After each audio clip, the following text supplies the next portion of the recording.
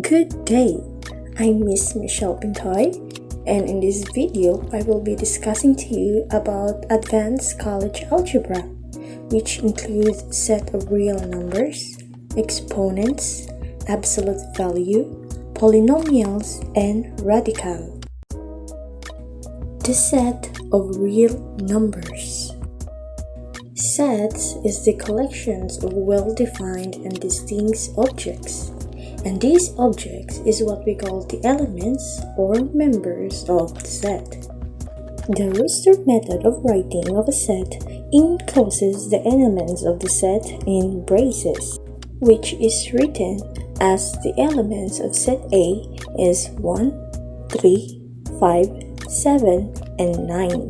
Another way to denote a set is what we call set builder notation, which is written as the elements of set A is x such as x is an odd number less than 10.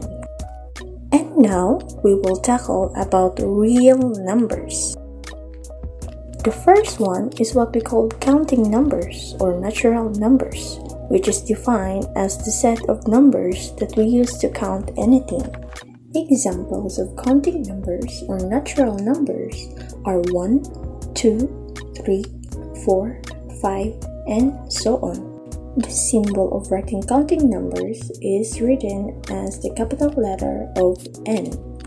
Next is whole numbers. And whole numbers are the basic counting numbers along with 0. An example of whole numbers are 0, 1, 2, 3, 4, and so on. And the symbol for whole numbers is capital W. Integers. Integers and the numbers -2, -1, 0, 1, 2, or all negative and positive integers and 0. And the symbol for integer is the capital letter of Z. Rational numbers is a number that can be expressed as a quotient of A over B, which is B is not equal to 0 of two integers. And the symbol of rational numbers is the capital letter of Q. And last is irrational numbers. Irrational numbers are any real numbers that cannot be expressed as the quotient of two integers, and this is the symbol of irrational numbers.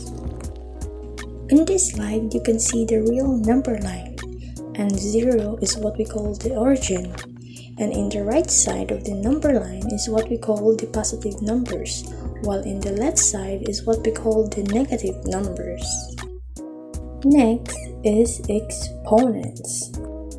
There are different rules of exponents, and the first one is product rule, which states that if a raised to the power of m times a raised to the power of n is equal to the a raised to the power of m plus n. Second is the power rule, which states that if a raised to the power of m times raised to the power of n is equal to a raised to the power of mn.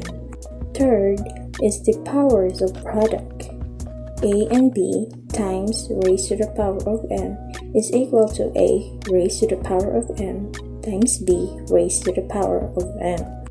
Next is the quotient rule, where a raised to the power of m over a raised to the power of n is equal to a raised to the power of m minus n.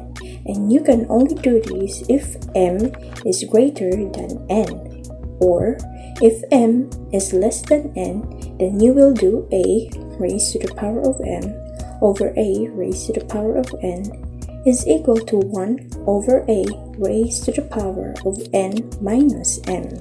While the powers of quotient states that a over c is multiplied by raised to the power of n is equal to a raised to the power of n over c raised to the power of n. Next is the negative power, where a raised to the power of negative n is equal to 1 over a raised to the power of n, and a is not equal to 0.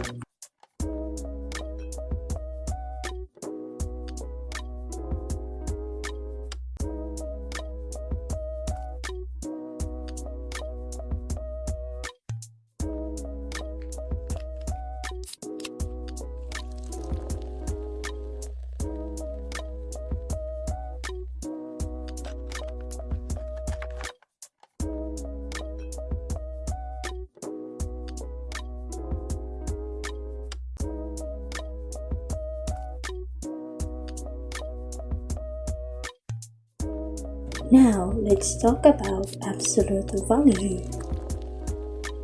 Absolute value refers to the distance of a number from zero, regardless of the direction. The distance is always positive, as absolute value of a number cannot be negative.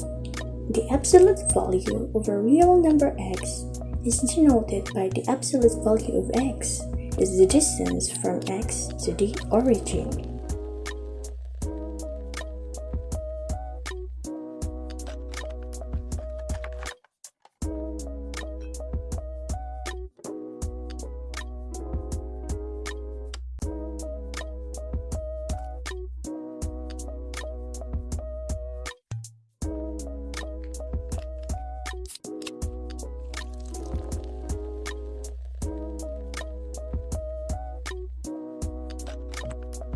Next is polynomials. Polynomials are algebraic expressions that consist of variables and coefficients that involves only the operations of addition, subtraction, multiplication, and non-negative integer exponentiation of variables. There are different kinds of polynomial, and the first one is monomial, which refers to the one-term polynomial, while the two-term polynomial is what we call binomial, and trinomial is what we call the three-term polynomial. And the largest exponent on one of its variables of a polynomial is what we call the degree of a polynomial.